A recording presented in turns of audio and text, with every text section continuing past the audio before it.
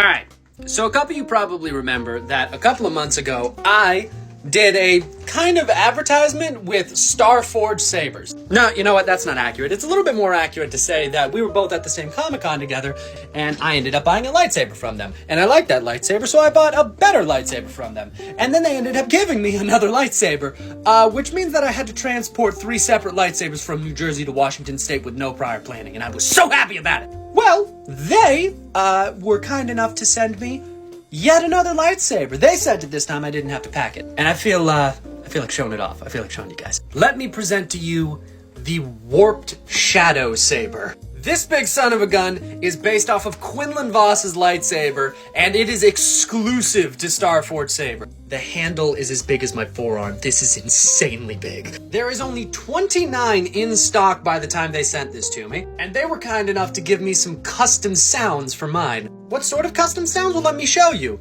Alfred, call the guy.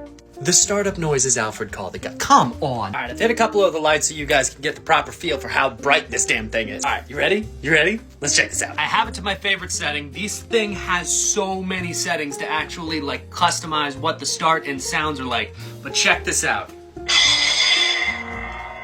Come on, look at how fucking bright this damn thing is. I think the specific setting that I have it on is Dark Lord Order because I love this sort of slow activation, but holy hell, right? I can have my blue light on and everything, and watch.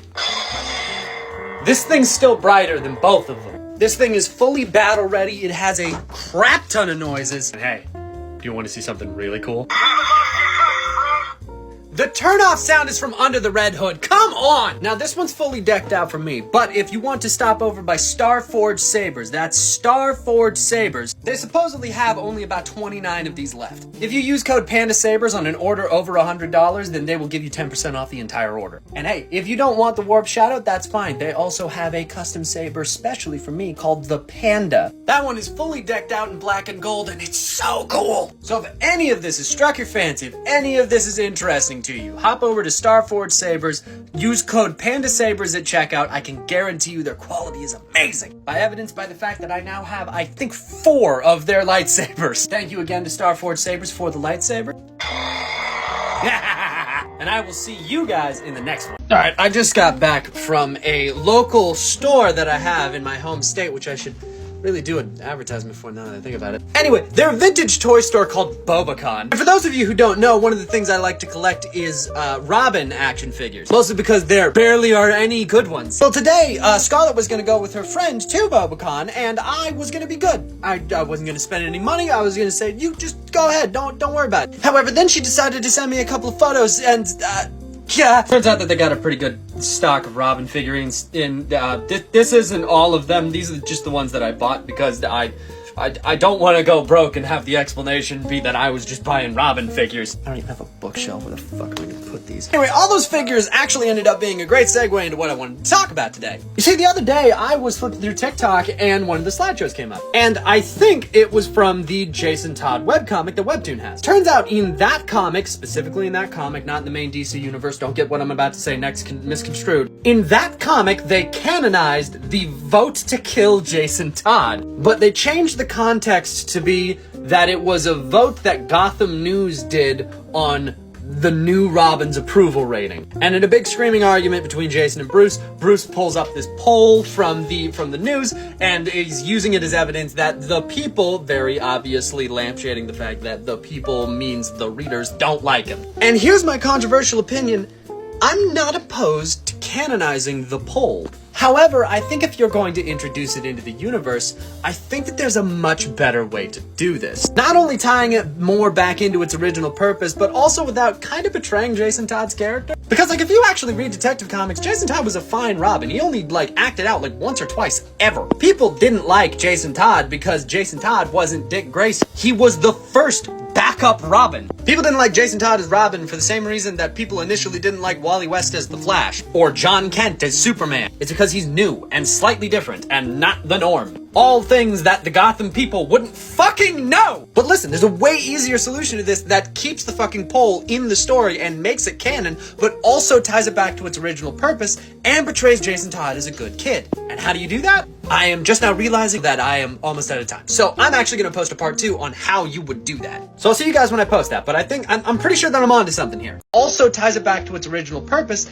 and portrays Jason Todd as a good kid. And how do you do that? You make the Joker do it. Listen, I said I was going to make a part 2, but then TikTok was being an asshole and wasn't uploading my video. It got to 95% and stayed there for like 2 fucking hours. It's fine. Yeah, everyone pretty much predicted it, but you make the Joker take the pull. That type of theatrical bullshit is right up his fucking wheelhouse. Listen, Jason got beat to death in a nondescript warehouse with absolutely no identifying signs. Joker has had broadcasts before that were completely untraceable. If you had it so that Joker televised what he was doing to Jason, ever so often talking to the camera, commentating like this is some sort of game show. Think how he talks to the camera when he's beating up Jason in the Arkham games. Call this number. Decision of a lifetime. Will the bird fly or fry? You can even have it so that it is right neck and neck all the way up until the end. Batman is desperately trying to decode where this is in Gotham so that he can find it, only to discover that it's not in Gotham at all. But by the time he realizes it, it's too late. But the day is saved. The number says that Jason should live. The game continues. The Joker will set him free the same way he always does. But Joker doesn't like that.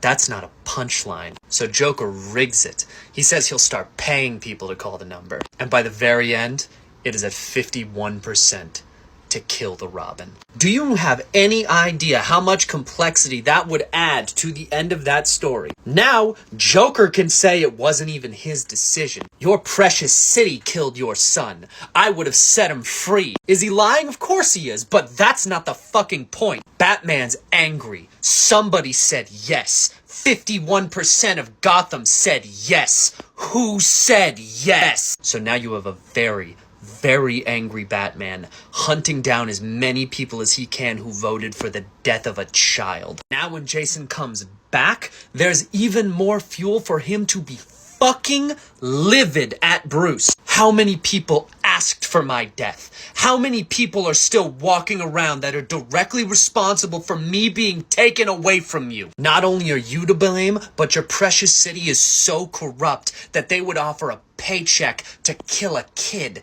and they took it. Don't have it be some news story of a poll of do people like Jason or not. People don't give a shit about Jason. The supers did, sure. Jason got hated on by basically every superhero in existence. But the people, they don't give a fuck about who Robin is. Half of them probably didn't even know he switched Robins. They wouldn't vote on whether they liked him or not. They would vote on the Joker's game, because what happens if they don't? Even better, how much better can your life be from one phone call? I personally think that is way more enticing than a news poll. Alright, I think I got myself into a bit of a predicament here. So I'm working on a project that I can't really talk to you guys about yet. It's a personal project, it's not like a branded thing or anything. But, part of that project requires me to make a Excel sheet of every single trade paperback that I own. Given I only got to work on this for like an hour and a half, but I have made a staggeringly small dent in the books that I have.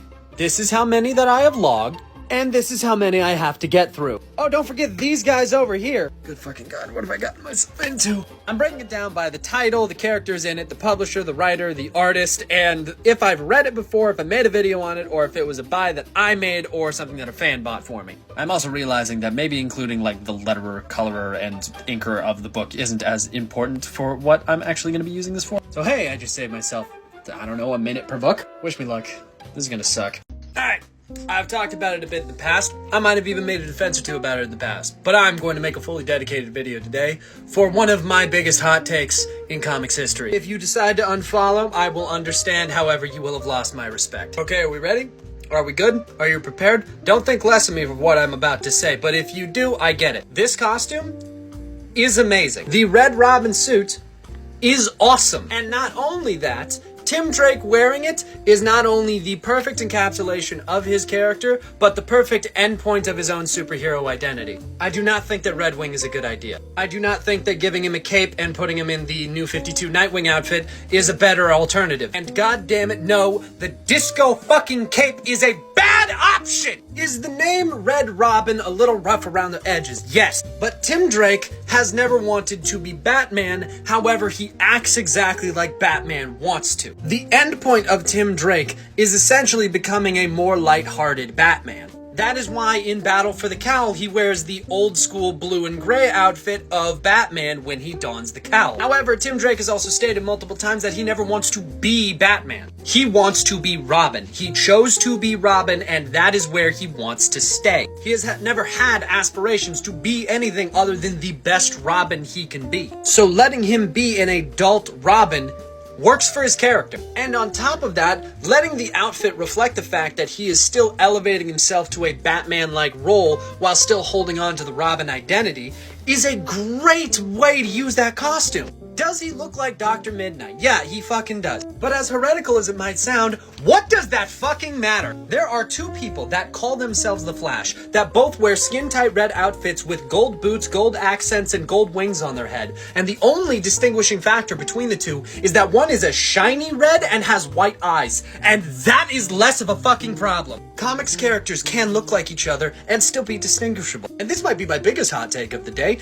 The hornless cowl doesn't look bad. And unlike Wally West, you can't tell me that his hair is an integral part of his outfit. He's had like 16 different hairstyles over the multiple times he's been Robin. And he is yet another character with black hair. He's not distinguishable by his hair. Not only is the Red Robin suit an iconic look, not only does it pay homage to both being a disciple of Batman and also being a Robin, not only do the color choices lend to an iconic look that makes it so that you can recognize the costume when you see it from a distance, but it also allows Tim Drake to evolve and state his claim as his own independent superhero without contradicting his stated goal of being Robin. No one will ever be able to convince me that the Red Robin outfit is a bad comic book outfit. You can absolutely have a differing opinion. I just don't agree with you. I love this suit, and no one can convince me otherwise. So me and Scarlett have been preparing for Emerald City Comic Con because we love to do couples cosplays together. And recently, we have been just binging through one specific game. And as part of binging that one specific game, we wanted to end up cosplaying two of the characters from that game. Only problem is that because it's a game character, there's a lot of very complicated pieces that go along with it. Some of which we cannot make. Like, a lot of game weapons are very hard to make. So I ordered this one specific weapon so that I wouldn't have to spend the time to make it because Emerald City Comic Con's next month. And, well, needless to say, today it showed up. I'll see you guys there. Okay, so I tried to find the video, but I'm pretty sure that he took it down. But a little while ago, Straw Hat Goofy put out a video saying that he is hosting essentially what is a creator premiere for Ant-Man and the Wasp: Quantumania. He's done it for other Marvel movies before, and Marvel and him are putting on sort of a event for creators to go to, and he was wondering who he should invite. Understandably, I think they took the video down because I wouldn't want to keep getting comments on that if the guest list was closed anyway. So why am I telling you guys all this with my hair uncut and my fucking pajamas while I'm sitting on my bed while I'm supposed to be doing chores?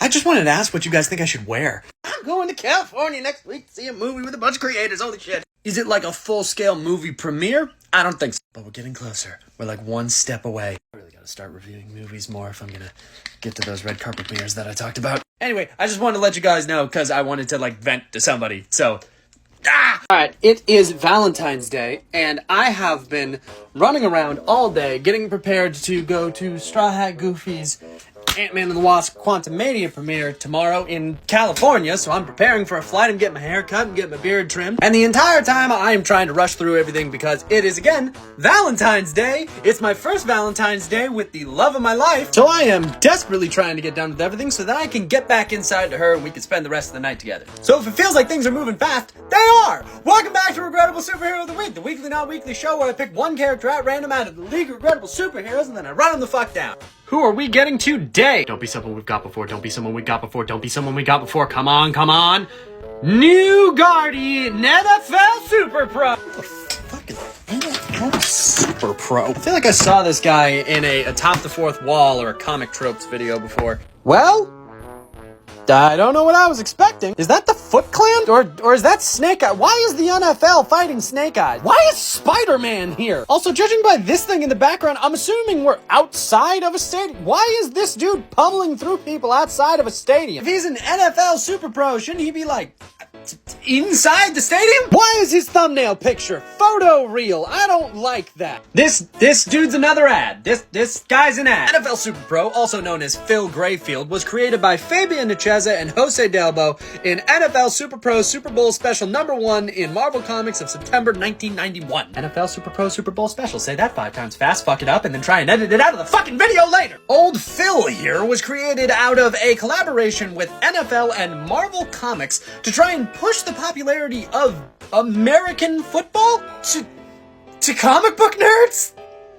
In the 90s? This seems counterproductive, but okay. Phil Grayfield is a promising NFL star who blows his fucking knee out and can't play in the NFL anymore. So instead, he becomes a sports reporter, and one day he is reporting on a wealthy collector who has collected a shit ton of football merch. Unfortunately, this guy being wealthy, people try and torch his fucking house. And Phil is caught in the room that has all of the old merchandise in it, which melts around him and encases him in the molten plastics and gasoline, which instead of burning him irreparably, gives him superpowers.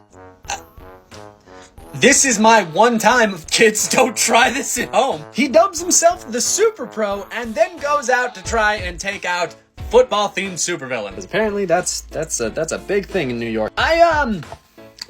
Yeah, this guy's regrettable. He got his superpowers from inhaling toxic merchandise. His entire purpose is to market the NFL to nerds. Or to get jocks into comic book. I don't know the goal here. It's at the end of the field. Shut the fuck up. Okay, it is currently 2:50 in the morning. I have officially started my journey towards California for the movie screening. I think I might be wearing the perfect shirt to just roll up to the screening itself. I don't see any problem with it, right? If any Marvel executives are watching it, that was a joke. I'm joking. That was a funny. In keeping with my tradition so far, I've arrived about 2 hours early and got through all the security measures, so now I have nothing to do in an airport for 2 fucking hours. Time to burn through all of my in-flight shit, I guess. How? Honestly, how do I do this every single fucking time? So while we wait, let's talk about my expectations for the movie. And I think I should start with being honest. I haven't really been a fan of the other 2 Ant-Man movies, to be perfectly honest. He's probably like my least favorite Avenger that I have seen in any of the movies. I don't hate him, I just haven't really liked the movies, like, at all. So Panda, why did you spend all this money to fly yourself out to California to go to a movie screen? I mean, other than the fact that a bunch of fucking influencers, including Straw Hat Goofy, are gonna fucking be there? Oh, look, something to burn time on. Well, mostly, I spent all this money because I'm a huge-ass Jonathan Majors fan. I'm just gonna throw you guys off by walking in the opposite direction and not going fucking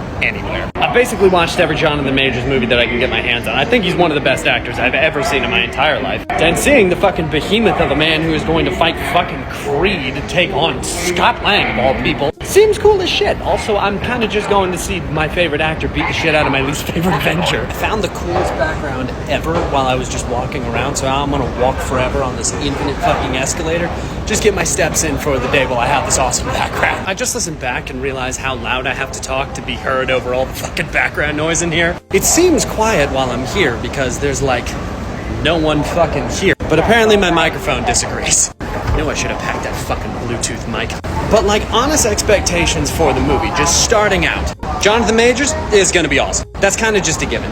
There's never a situation where Jonathan Majors isn't awesome, and the dude's set up to be the next big bad of the Marvel Universe. You don't get that right just by looking cool. I think Monarch's gonna be fun. He's probably not gonna be in the movie for very long at all, but I do think that he's going to be fun in the long run. I'm gonna see if I can outrun this fucking escalator and just throw off my sense of fucking direction. I desperately hope that they give the Wasp, like, something to do, other than just be, there so Ant-Man has somebody to bounce off of. I have bested you. And now I go the other direction. Let's see, what else do I got? Oh, right, Cassie. They're definitely going to set up their Young Avengers member with Cassie. I really hope I'm remembering her name correctly and I didn't just make up the fucking name Cassie. I'm hoping for a solid 7 or 8 out of 10. Realistically aiming for a 6, hoping for a 7. Best possible scenario, it's an 8. And that's just being incredibly generous because I'm not a personal Ant-Man fan. But Kang is going to be a 10. I'm not even going to question that. I'm going to guess that right out the front. Kang's going to be a 10. I have successfully burned 20 minutes. So I'll see y'all when I get bored again. So I recorded a whole different intro to this video before I got dressed for Straw Hat Goofy's Ant-Man and the Wasp Quantumania premiere, and then I was going to do like a sick little snap transition to what I was wearing. Then I accidentally deleted that, so y'all just get to see it now. How you feeling about the fit? I feel like I'm somewhere in between mid-2000s Pitbull and flashy valet for a funeral, which I mean, I guess is just kind of the vibe I give off. I don't know where that came from. Everything in this outfit is thrifted except for the shirt, which is a gift. Currently, I am waiting for my Uber, and we are going to see how this turns out. It's my first big creator event, so y'all are gonna be coming with me. I'm holding you motherfuckers hostage because I need someone to bounce off of. I'm terrible at parties. Oh, I thought I was showing up early. There's already so many people here. Oh, there are so many people here.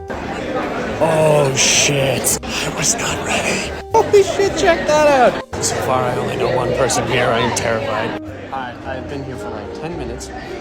I have recognized 2 people, and I have known 1. Make that 3. I recognize the host, so I'm not completely fucked. I've currently had 2 of the available drinks, and they are both probably the most sour thing that I've ever tasted in my entire life. One of them came in a vial, and I'm not 100% certain that I'm not going to turn into Mr. Hyde in about 10 minutes. There's nothing like a massive networking event to teach you that you have social anxiety. There are so many goddamn people.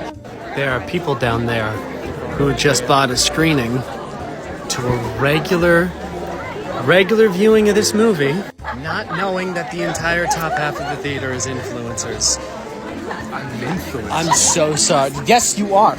Look at who we're running into. We're influencers. All right, we're about to go in. I'm going to let you guys know how it is when we're done. All right, I'm out of the movie. I'm out of the event. Let's talk about the movie. No spoilers here, so don't ask. That was the best Ant-Man movie, but it's a solid 7 out of 10. You know what? It might not even be the best Ant-Man movie. Ant-Man 1's pretty good. I would say it's a solid 7 out of 10 because it's more of an adventure movie. It feels a little bit less like your traditional superhero movie and a little bit more like Strange World. Evan C., who I was sitting next to, said it felt a lot like Star Wars. I was wrong. That MODOK was only in a little bit of the movie. He was in a considerable amount of the movie. He had a lot of talking lines, a confusing amount of talking lines. Unfortunately, I think that he looked like he was ripped straight out of Beowulf, but there was also no best case scenario for that character, so I can't complain. I do think that this was a really solid movie. I'd say about 7 out of 10. I really enjoyed it. I'd probably watch it again. You kind of just need to let your brain go, wow, there's a lot of really cool shit here, and leave it at that. But Kang was great. Kang was a 10 out of 10. Jonathan Majors fucking killed it again. I will say that the end credits scene was a little confusing. That was about all I have to say. This was an absolute blast. I had so much fun, and I can't wait to go back to the hotel and pass out. Okay, so this is a bit of a shorter video filmed after the Quantumania screening at Straw Hat Goofy's private screening thing. And it's a little bit more of a... how would I put it? Holy shit, I met so many people. Y'all don't understand. I am a very stay in my corner sort of person. The most number of TikTokers that I've ever met are the people who are on my fucking D&D podcast. And tonight alone, for the first time, I actually got to meet and talk to Straw Hat Goof, J-Stu, Midwest Avenger, Evan C., Nikhil Clayton, like 5 other people whose hats I didn't get because I'm a dick and forgot to ask them what their hat was. For fuck's sake, when we sat down to watch the movie, the voice of Toph Beifong was 2 seats over from me. What the fuck is my life? Anyway, anybody who met me at that event, if we talked and I forgot to grab your hat, just hit me up. That was cool. I like talking to people who are in the same profession as me. I'm sorry if I was in a socially awkward mood. That was a blast. I can't wait for the next one, if there's a next one. I leave for one fucking day to go to California, and these motherfucking comic talkers come and take over my fucking city. Get in the car! Get in the fucking car! I'm going! Where are we going? The airport, dickhead! Alright, this video is gonna have Quantumania spoilers, so if you haven't seen the Quantumania movie yet, just come back for the next one. Are they gone? Okay, great. So ever since I got out of the movie, I've been kind of joking with people how I thought it was hilarious that the, like, super comic book accurate version of Kang ends up getting fucking murked by Ant-Man, and then it's confirmed by all the other variants of Kang that, like, yeah, Kang just got fucking murked by Ant-Man. That's not exactly what the video is about. This video is more of a... Can you imagine what that thought process as you're going out is like for Kang? This man who has lived a billion timelines. This man who has killed the Avengers so many times that it blurs in his mind which one is which. This man who has fought and killed Thor so many times that he has forgotten his name gets taken out by Scott fucking Lang in a fist fight? A man who has lived an undetermined amount of time in the fucking microverse somehow still maintains this fucking physique gets taken out in a fucking fist fight with Scott Lang, who had to be taught how to throw a punch not like 6 fucking years ago. Bro is scheduled to fight Killmonger and beat his fucking ass later this same year, and he gets taken out by motherfucking Ant-Man. I cannot imagine the pure and utter confusion that I would be feeling as I get kicked back into my fucking multiversal engine and start getting sucked into it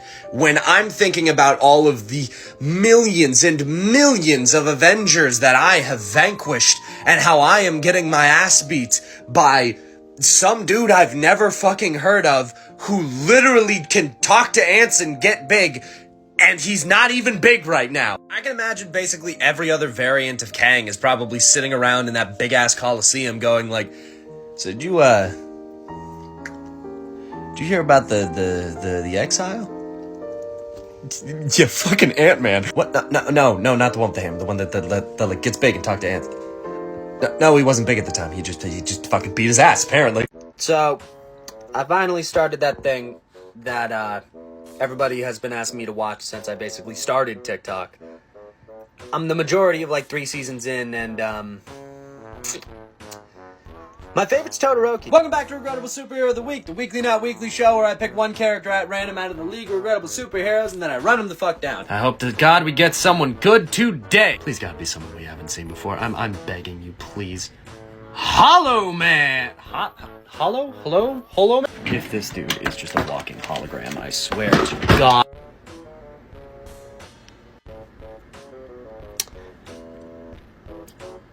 Happy early Pride, I guess? Is this wizard in the back the bad guy? Bro in the back looks like Doctor Strange if he forgot to cut his hair for like a year. And I gotta admit, this dude doesn't look too bad. I'm just concerned about what his powers are. Like, no shit, I think this costume's actually kind of cool, with the exception of the weird H's all the way around the cape. I don't hate this. It's a little campy looking. It's a lot campy looking, but still. Not gonna lie, this dude's origin is essentially like a lame Dr. Manhattan. Hollow Man was created by Vincent A. Fusco and Donald M. Cosson in The Amazing Adventures of Hollow Man by Peter Pan Records in 1978. Why is a record company making a comic book? I'm glad you asked. Peter Pan Records essentially made audio books of comic books. So they would release a comic, and then with the comic there would come a small record, and that small record would be a dramatic reading of the comic book. They had some for Superman, Batman, Metamorpho, there was a lot of characters. And eventually they decided to create their own original character, hence Hollow Man. Hollow Man's real name is Dr. James Robinson, a laser physicist. Don't ask me, I don't know what that means either. Who plays host to the President of the United States in a top secret facility where he is showing the President a new power source that he invented that is powered by, and I quote, laser-induced thermonuclear fusion. However, in the middle of the demonstration, the display is sabotaged, rupturing the engines that are holding the lasers that will induce the thermonuclear fusion. There's a lot of tech mumbo-jumbo in this. I am trying to go as fast as I can. The president is almost vaporized until James jumps in front of the laser and is vaporized in his stead. Except apparently not, because James is actually teleported to what is essentially the laser equivalent of the wizard Shazam. His name is Laser Man. Laser Man tells Hollow Man that he has to fight the forces of evil with the new powers that he has been granted due to the laser. Those powers include turning invisible, turning intangible, creating illusions, and also teleportation. He's a ghost. He's a ghost because he got evaporated by a fucking laser. Hollow Man's first and only appearance ends with the cliffhanger of possible nuclear war. Seeing his dude only lasted one issue, I think we can assume how that cliffhanger ended. And whoever the fuck this is never explained. No, that's not Laser Man! They were so confident that they would have a hit, they put a full-page spread of all the characters to be introduced in the back. This dude's just a hodgepodge of cooler superheroes, so no, I'm sorry. You had potential, but you need a lot of work. Alright, so me and Scarlett over the last couple of days and the next preceding days are working on our cosplays for Emerald City Comic Con. I showed you guys my prop a couple of days ago. Here it is again. The problem is, this prop doesn't look exactly like it does in the game. The hilt's a little shinier than I would like it to be. There's not all of the colored accents that are on the head. The fucking handle is built in. There are some things that can be improved. And because I have all the time in the world, and by that I mean 2 hours until I need to start streaming, I'm gonna run to my nearest hobby shop and see if I can't find some things to work with it. And I'm taking y'all with me, because I need the fucking content. This is what the Leviathan axe is supposed to look like. It's cycling because it's the only way I could get the entire image to show up on screen. And here is what my Leviathan axe looks like. You can see the hilt's a little bit too dark, it's a bit too shiny, it doesn't have all this colored stuff at the top. So the goal is to get it from this to this, and make it as cheap as possible. Because your boy's still broke as a bitch. Why is it always gotta be the most beautiful fucking days that I decide to do nothing outside? This place is so much quieter than I thought it would be. Depending on the picture, The axe is either a more rusty color or a more like flat brown. And I'm only planning on dry brushing it on, so I don't need a ton, but also this is how big the paint I'm looking at is. I'm starting to realize that I might be a touch out of my depth at a hobby shop and need to go to a fucking Walmart. We're going for that white trash cosplay.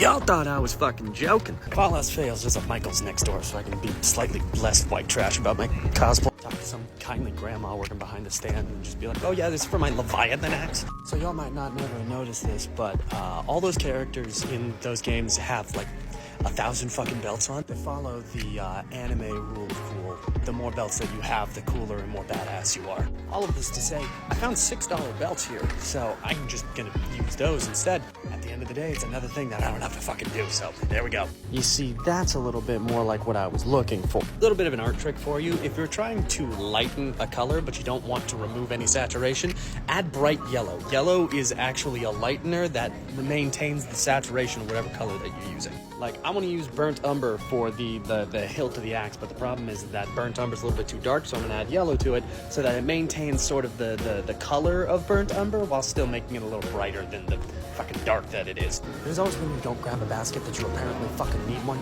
I left to buy 2 things of paint. I'm leaving with, I think, 2 belts, a bunch of sponges, a hook, twine, and duct tape. I'm currently trying to calculate out my fucking time because I gotta be home to stream in like 30 minutes, but Michael's is right there and I'm missing one part, but I also just spent like $50 completely on accident. I decided to go. It's even quieter than the hobby shop. No, my friend, I've been looking for you. Okay, now I actually have to run home because I have a job to do. Okay, see you guys. Say, have you ever wanted to watch my streams, but like most of my fucking audience, I stream in a horribly inconvenient time for you? Did you even know the fact that I go and stream on the Purple app almost every single day? Tuesday through Friday, every single day is a bit extreme. Do you have a sudden desire to watch tens of hours of content in a single sitting? Well, do I have some news for you? Because I just made a stream dump. Right now it's got about 14 videos up there, which in total is about 2 weeks worth of streaming. The one warning that I would give when you watch them is that they are completely unedited, meaning that any of the, like, I'm away from the screen right now, or like the 5 minutes that I give people before I join, just so people can filter in, that's all still in there. I just straight up uploaded a bunch of VODs. But yeah, I've had people asking for this for a while because they can't catch my streams on the time that I stream. By the way, I stream 3 to 5 p.m. Pacific Standard Time, Tuesday through Friday, every week. But if you can't make that and want to watch the stream anyway, the Panda Red Stream Dump. Go check it out. So I saw a video a couple minutes ago, and I think I want to talk about it. It was a video of a proposed fight between Red Hood and the Punisher. And being in a comic book space, these versus battles are fairly commonplace. You kind of get used to hearing the, oh, who would win in this sort of fight between universes? And usually I don't like to put my 2 cents in on them because I think they're really silly. I use the Stan Lee excuse. Whoever the writer wants to win will win. But particularly with Red Hood versus the Punisher, the video was longer than like a couple of seconds, and that annoyed me. People highly overestimate the Punisher's abilities. The Punisher is a scary motherfucker of pure willpower. Do not get me wrong. There are canon stories where the Punisher takes out thousands of soldiers at any given time. But at the end of the day, let's be honest here. The Punisher is a psychotic, middle-aged man who has, I don't know, taken so much damage that he's literally been pieced back together before. Yes, I do actually mean literally. The Punisher is a very, very pissed off former Marine with a death wish. That's who he is. That's an undeniable fact. The best approximation that I can give is he's Kratos if he was just a guy. And don't get me wrong, that's fucking terrifying. The man is a force of nature. You don't want to be on the other side of him. Do not get me wrong with that statement. The Punisher is scary. But Marvel and DC are 2 completely different power rankings. You're talking if like Bakugo could kick the shit out of Perfect Cell. That's the level of power we're dealing with here. Red Hood was trained by Batman, and by that logic can basically ignore the rules of fiction. He's a normal guy, with quotes. And not only was he trained by Batman, he was then doubly trained by the League of Assassins. Which I know I can hear people saying right now, but the Punisher is trained by the Hand in the comics right now. And people are proposing this fight that people aren't trying to consider fucking Ninja Punisher. And I know that people are going to accuse me of being a fanboy. I am a bit of a fanboy. But I want to make it clear I'm also a Punisher fanboy. So believe me when I tell you that Batman and Red Hood take on people like the Punisher every fucking day. Deadshot, KGB's, Catman, Deathstroke, Bane. Pissed off former soldiers with a death wish is an entire subcategory of the rogues gallery. Yes, I can hear all the arguments against Red Hood right now. He's young and unexperienced, he's just angry. Red Hood lost to Batman and Punisher can fight Batman, so what the fucking difference? I'm just saying, when you're trying to make people fight the Punisher, remember what the Punisher is. The Punisher is a psycho killer who takes out mob bosses. That's the playground that he works in. Has he been elevated to fight superheroes? Of course he fucking had. But at his core, that's his fucking role. But like any cross-universe fight, this is only my opinion. Everybody is gonna have their own. This fight turns out differently, completely depending on who's writing the story and what stories they've read. So keep that in mind when you tear me apart in the comments. That's said by people whose Punisher was Greg Enos's Punisher. But he wasn't the Punisher I remember from earlier, who was based off of the Executioner books. If you have not seen the original video, go back and watch it. I fucking love this response. His video is in response to mine, where I was talking about Red Hood versus the Punisher, and he points out that the version of the Punisher that I'm talking about is Garth Ennis's Punisher, where in those stories he's this dark and gritty guy who takes on the mob and is really just kind of fucking nuts. But the Punisher that he remembers is from his introduction, where Punisher is the scariest motherfucker alive, fit to take over for Captain America, a tactician that even Dr. Doom respects. And I love this response so goddamn much because it highlights what I always say, that everybody's canon is different. I grew up in the mid-2000s, which means that my Punisher was heavily based off of the Max Punisher. After Punisher Max came out, that's basically what every interpretation of the Punisher was, because those books sold so fucking well. So eventually, when I did go back and read the original Punisher comics, they weren't labeled as canon for me, because they weren't part of the books that I read that formed my bedrock of the character. The same way that people know Red Hood now as a Punisher knockoff, while I know him as a mob boss, a tactician on level with Batman, because the book that introduced me to Red Hood was Under the Red Hood, where he was that. While a lot of people's introduction now is post-New 52, where he is just kind of a lethal superhero. Both versions are canon versions of the character. What is different is who that canon is for. The Punisher is both a tactician that could rival Doom, somebody who is fit to take over for Captain America, the scariest single soldier who has ever lived, God's chosen Marine, and he's a complete nutcase who takes on the mob and punches polar bears and is fucking crazy. Both of those interpretations are completely correct and founded on comic book evidence. The only difference is who read them and when. When I say whoever wins a superhero battle is whoever the writer wants to win, I don't mean whatever writer can make up whatever the fuck they want. What I mean is that everybody has read different comics. There is a literal impossibility that you have read every single comic that a character has been in. So your interpretation will be different, even if you have read every story. The stories that you read first, the stories that made an impact on you with that character, will completely change your interpretation of them compared to somebody else. I'm sorry if it sounds like I'm worked up. I'm not worked up. I'm super fucking excited. I love this take. I love this video. Thank you to this guy for responding to me. This is an awesome opportunity to actually talk about what I mean when I say everybody's canon is different. And that's going to be it for this month. Thank you all so very much for watching. I know this came out a little later in the month than I would have originally planned, so I'm going to try and be a little better about that in the future.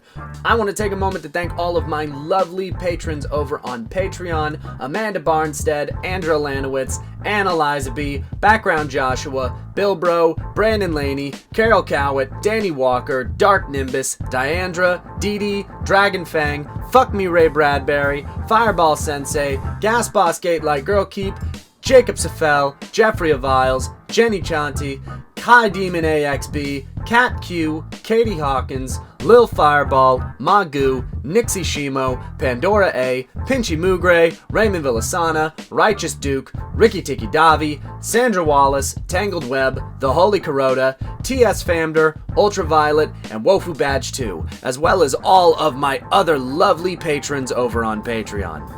And if you too want to hear your name read out in the credits of every single YouTube video that I make on this here YouTube channel, then feel free to hop over to patreon.com/thepandared and donate at least $15 or more. Or if you just want to give something but you can't give that, even $1 is worth it. Anything helps. I don't really have a lot of announcements for this month. I just want to say thank you guys for watching. Thank you guys for sticking around.